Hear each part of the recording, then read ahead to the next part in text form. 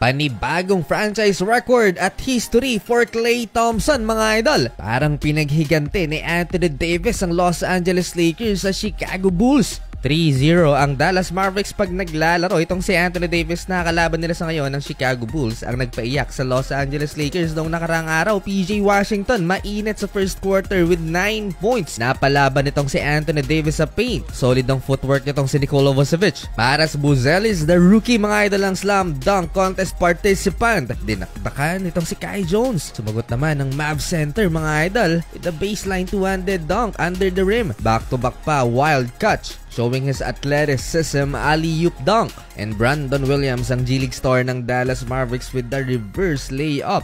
Under 4-minute mark na itala ni Anthony Davis ang kanyang first field goal. At sa depensa, AD with the block. Nag-run ng home team papatapos ang first quarter led by Kobe White 10 points and rookie Maras Buzelis with 9. Dallas in trouble sa pagsisimula ng second quarter mga idol, natambakan sila ng as much as 12 points ng Chicago Bulls. For Anthony Davis, makailang beses siyang na-foul ng Chicago. Kai Jones, another monster dunk, and right after that, Klay Thompson turns into prime Klay with the back-to-back-to-back triples mga idol, at ang dosing lamang ng Chicago baba na lang sa isa, 50-49. Napakasolid ng run na yan ng Dallas Mavericks at ang dosing lamang ng Bulls nabura. Change of momentum, 58-55, 3-point lead for the Dallas Mavericks at the end of first half.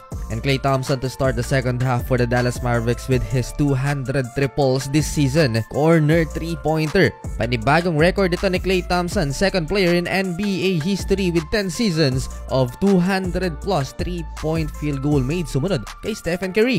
At pang-apat na player naman sa history ng franchise na nakagawa yan, sumunod kay Tim Hardaway Jr., Luka Doncic, and George McCloud. Bumabalik na ang dating shape ni Anthony Davis mga idol. Rhythm shots, back-to-back mid-range for AD. Umabot ng 9 points ang biggest lead ng Mavs sa third quarter, pero naidikit ng Chicago Bulls ang talaan 89-87 going into fourth and final quarter. Balik si Anthony Davis sa court ng mini run ng Dallas Mavericks, balik din sa 9 points ang hinahabol ng Chicago Bulls dahil sa push shot nitong si Anthony Davis plus foul. Anthony Davis on the court, tumataas ang defensive rating ng Dallas Mavericks. Dikit ang laban mga idol. Klay Thompson pang 5 3-pointer na niya, nasundan pa ng 3 din ni Spencer Dinwiddie.